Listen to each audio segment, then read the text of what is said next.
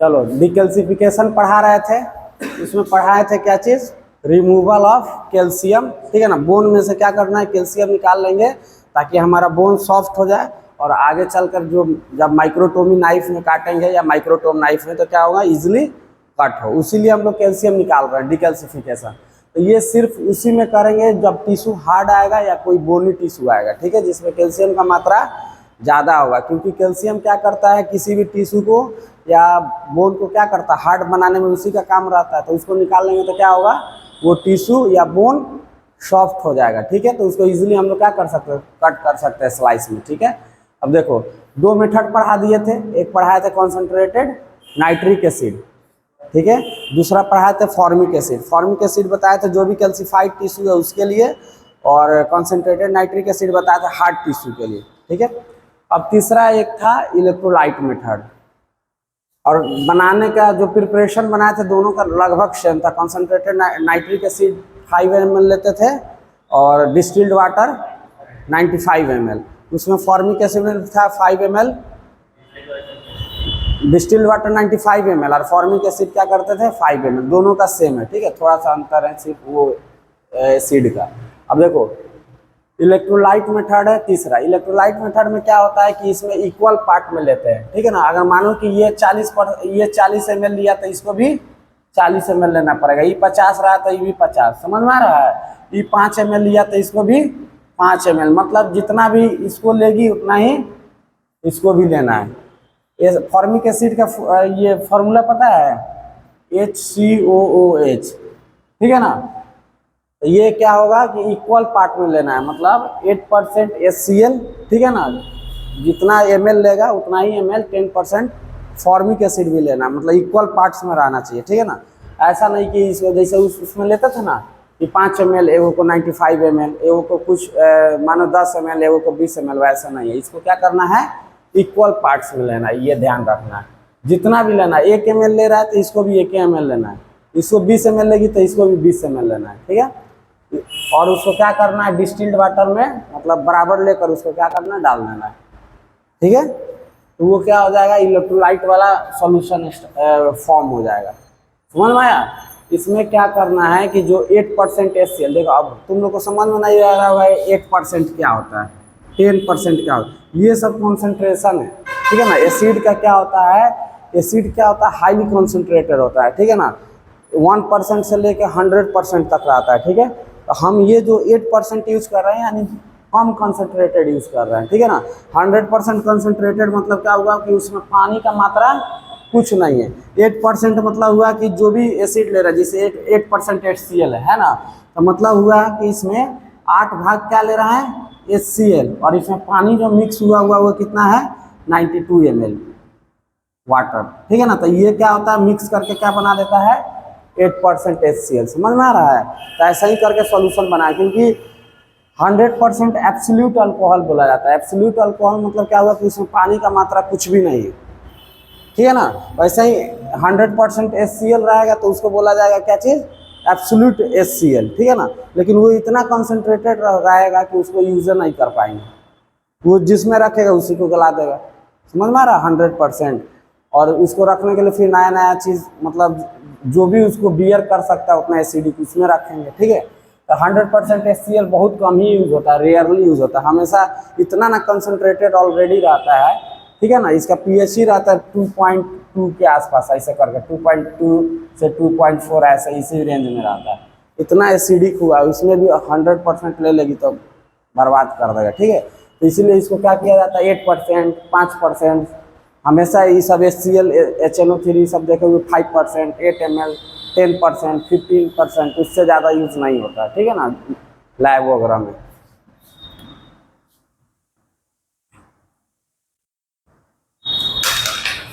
ठीक है, अब आगे देखो, ये समझ में आया।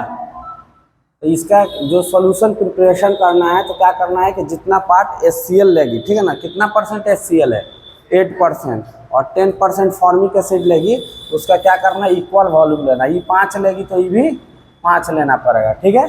और इसको क्या करना है, डिस्टिल्ड वाटर में उसके बाद लेकर प्लेस कर देना, रख देना है, ठीक है।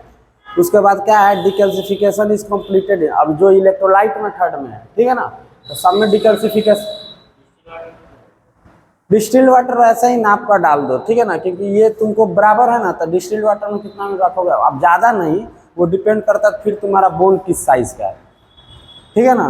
वो अंदाज से, जैसे मानो कि एक बोतल में लिए हुए इतना बड़ा बोतल में, ठीक है, तो मानो कि डिस्टिल्ड वाटर इतना भर दो। अब अभी डिपेंड करता है इस पर भी कितना ले रहा हो, ये ज़्यादा लेगा तो क्या होगा, डिस्टिल्ड वाटर थोड़ा कम डालना पड़ेगा।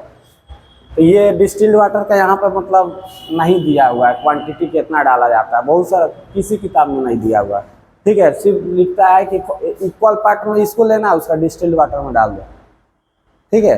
एक क्वांटिटी रेशियो होगा क्या,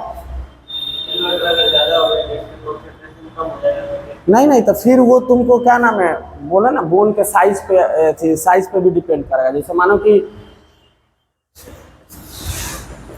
डिस्टिल्ड वाटर एक रेशियो में रहता होगा, ठीक है ना, ऐसा नहीं है कि हो सकता है कि कहीं इसका भी क्या होगा इक्वल पार्ट में डाला होगा, ठीक है ना, लेकिन किताब में नहीं लिखा हुआ, ठीक है।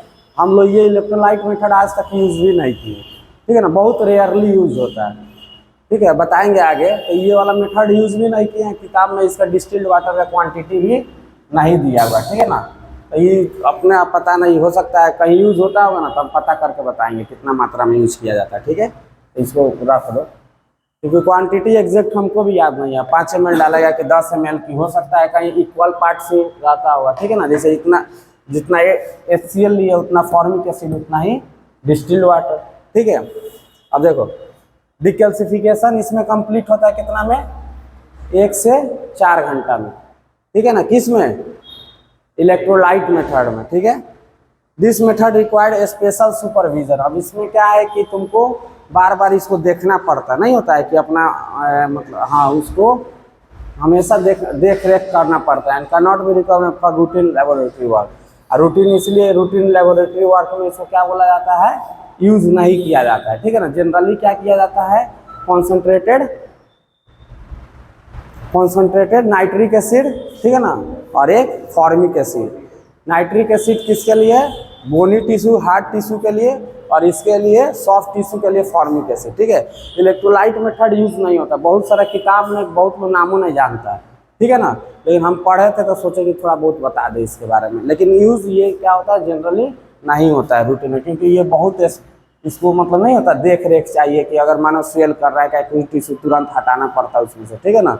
या मानो कि ये बढ़िया मात्रा में ये सब नहीं मिलाई तो फिर क्या होगा, कुछ ना कुछ डैमेज करेगा, ठीक है। तो इसके लिए क्या करना है, ये यूज़ रूटीनली वर्क में नहीं होता है, क्योंकि मानो कि रूटीनली वर्क में कौन यूज़ होगा कि हम उसको डाल कर छोड़ देंगे आराम से, उसके बाद जाएंगे उतना में निकाल लेंगे। और इसमें है कि तुमको बार बार जाकर उसको देखना है, तो पता चला सब लोग इसी में इंगेज रहेगा एक आदमी, ठीक है। इसलिए भी इसको रूटीन वर्क में नहीं लिया जाता। रूटीन वर्क में दो ही लेगी, एक तो सबसे पहले कॉन्सेंट्रेटेड नाइट्रिक एसिड और सॉफ्ट टिश्यू है तो फॉर्मिक एसिड, बस हो गया। ये ऐसे ही नाम के लिए पढ़ा दिए, ठीक है, याद रखना कि इसलिए मेथड से होता है। ऐसे क्वेश्चन इससे नहीं पूछता है, वो पूछेगा ना तो वो पूछेगा, ठीक है, नाइट्रिक एसिड नहीं तो वो फॉर्मिक एसिड। अब देखो यहाँ से तुम लोग को बता रहे हैं क्या चीज़, जो टिश्यू है बोनी टिश्यू, ठीक है ना, बताए थे कि कौन कौन सा बोन को हम लोग क्या कर सकते हैं, बोलो, डिकैल्सिफिकेशन कर सकते हैं, ठीक है ना, उसका नाम सब बताएंगे। तो बोन 2-3 टाइप का होता है, देखो 2 टाइप का। एक होता है कॉम्पैक्ट बोन, मतलब उसमें क्या होता है कि जो कैल्शियम है या जो भी उसका लेयर है वो क्या है, पूरा मतलब इतना बहुत हार्ड बना दे रहा है, लेयर उसका क्या है पूरा कॉम्पैक्ट है, मतलब एक के ऊपर एक चढ़ा हुआ है। एक होता है स्पॉन्जी बोन या हॉलो बोन, उसमें क्या होता है, बोन होता है लेकिन उसके बीच में क्या होता है, स्पेस होता है, समझ में आ रहा है। जैसे बोन मैरो फीमर उमर का देखा होगा, हड्डी क्या होता है, बेंड होता है तो उसमें क्या होता है, खोखला और होता है ना, तो उसी को क्या बोलते हैं, हॉलो बोन या स्पॉन्जी बोन। समझ में आया। 2 टाइप का बोन होता है। कॉम्पैक्ट बोन, कॉम्पैक्ट बोन मतलब हुआ कि उसका जो लेयर है, ठीक है ना, वो क्या है पूरा पैक है, ऐसे टाइप का है, तो ये क्या होगा, ज़्यादा मजबूत होगा। और हॉलो बोन का मतलब हुआ कि एक ऐसा बोन है जो क्या है ऐसे करके, तो ये सरफेस पे है चारी ओर से, समझ में आ रहा है, लेकिन बीच में क्या है थोड़ा थोड़ा खोखला, ठीक है ना। तो बोन मैरो पढ़ाएंगे, पता नहीं बोन मैरो तो तुम लोगों को सेकेंडरी सेमेस्टर में पढ़ाए थे, ठीक है ना, उसमें क्या होगा ये सब पढ़ा होगा, तो सबको पढ़ाए थे तुम्हारे जूनियर सबको, ठीक है। तो देखो कॉम्पैक्ट बोन स्कल बोन होता है। स्कल बोन क्या होता है, बहुत हार्ड होता है, ठीक है। तो बताए थे कि हार्ड बोन होगा तो उसके बाद क्या होगा, डिकैल्सिफिकेशन टाइम भी क्या होगा, ज़्यादा लगेगा, टाइम ज़्यादा लगेगा कि नहीं। तो वही बोल रहा है कि अगर स्कल बोन आता है किसी को, मतलब ये करने के लिए, तो पढ़ने के लिए, तो उसको डिकल्सिफिकेशन टाइम कितना, ये 1 से 4 दिन था नाइट्रिक एसिड में, था ना। तो इसमें तुमको लगेगा कितना, 2 टाइम, मतलब समझो कि 1 से 8 दिन तक लग सकता है। 1 से 5 दिन था, तो मानो कि वो क्या होगा, 1 से 10 दिन तक लग सकता है, ठीक है ना, क्योंकि इतना हार्ड है, वो 2-3 दिन में कुछ नहीं होने वाला इसका, ठीक है ना, क्योंकि कितना हार्ड रहता है, देखता है एक्सीडेंट होता है तब भी, मतलब बहुत हार्ड है। हाँ, क्यों, क्योंकि कॉम्पैक्ट बोन है, ठीक है ना, लेयर बाय लेयर बहुत हार्ड से बनाया हुआ है, ठीक है। तो जो भी स्कल बोन रहेगा उसको तुम चाहेगी कि 2 से 3 दिन में कर ले डिकल्सिफिकेशन, तो नहीं होगा, ठीक है ना। इसको क्या करना पड़ेगा, ज़्यादा टाइम देना पड़ेगा। जितना भी नाइट्रिक एसिड इस सब में डालते हैं तो जो टाइम यूजुअली लगता है, ठीक है ना, उससे क्या होगा, डबल टाइम लगेगा, 2 टाइम्स लगेगा, ठीक है ना। तो वो मानो कि 4 दिन में हो रहा था, तो ये कितना होगा, कम से कम 8-10 दिन लगाएगा। समझ में आ रहा है, तो यही बोलने का मतलब है। उसके बाद स्पॉन्जी बोन, स्पॉन्जी बोन समझ में आया कि जो भी ये बोन रहता है वो क्या हो जाता है,